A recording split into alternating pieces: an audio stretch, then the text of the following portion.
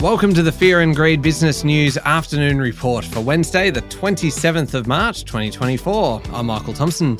Every afternoon, we've got the 5 stories that happened today that you need to know about, so let's get cracking. Story number 1, there was a small slump in morning trading that was more than recovered after new CPI data showed that inflation has steadied for the last few months. That's clearly put a bit of a spring in the step of markets, which are still expecting rate cuts this year, and it left the S&P ASX 200 closing up 0.5% to 7,820 points. It was a particularly strong day for consumer staples, healthcare and industrials. Woolworths was up 1.9%, Coles was up 1.6%, tech and materials had a weaker day, but it came after a pretty strong performance earlier in the week. There's a few interesting corporate announcements over the day, definitely worth a mention.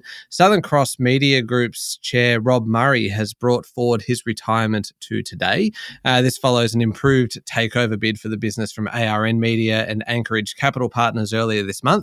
And Platinum Asset Management's share price had a sharp 21.1% fall after losing $1.4 billion in mandated funds from a client looking to rebalance its exposure away from, quote, benchmark agnostic global equity managers. On to story number 2 now, and the tragic Baltimore bridge collapse has left 6 workers missing, presumed dead.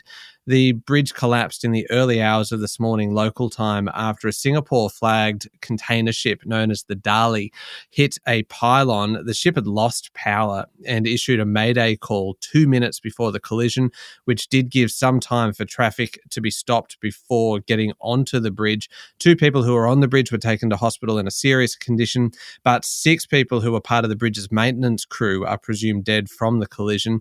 This is obviously a human tragedy due to the loss of lives. There's also a business and trade impact as well, because the Baltimore port is the second busiest on the US East Coast. US President Joe Biden says the government will work hard to get the port back up and running and the bridge rebuilt, with the government covering the cost. Early reports suggest that this could result in some product delays and disruptions because of shipping routes being adjusted. On to story number 3 now, and materials, financials and energy are the most popular sectors among Aussie investors. This is according to Self Wealth's Investor Report 2023, which has just been released. It shows 2/3 of all ASX trade volume from 129,000 local investors on the platform was concentrated in those 3 sectors last year. Of more than $10 billion in equities traded through the service outside of ETFs, materials was more than 40% of trades, followed by financials at about 13%. Energy was at almost 9%, that's by volume. When looking at it in terms of value of shares, financials represented nearly a quarter of trade. And within that, perhaps unsurprisingly, it was almost all about banks, which took out 6 of the 10 most traded financial stocks.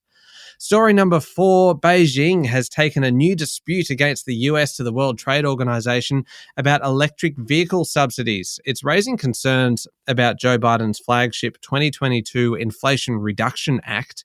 China is claiming that the rules in the new climate laws are affecting EV supply chains and has claimed they are discriminatory.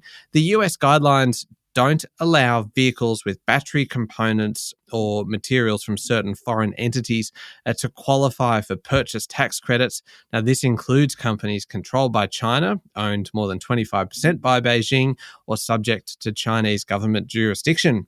And finally, story number 5, the coalition will develop a policy that would allow courts to break up Coles and Woolworths if they are found to be misusing their market power, say for price gouging. It follows a push from the Greens for similar laws, and the Nationals were actually considering working with the Greens to support them following investigations into the market powers of the supermarket giants. Peter Dutton has now directly stepped into work with Nationals leader David Littleproud to stop that tie-up with the Greens. Labor hasn't been supportive of divestment powers so far, and neither has the Business Council of Australia, but the cost of living crisis might make tougher rules on the grocery giants more popular with voters. This is certainly becoming a very political issue. That's it for the afternoon report for Wednesday, the 27th of March, 2024. Adam Lang and I will be back tomorrow morning with the Thursday edition of Fear and Greed. I'm Michael Thompson. Enjoy your evening.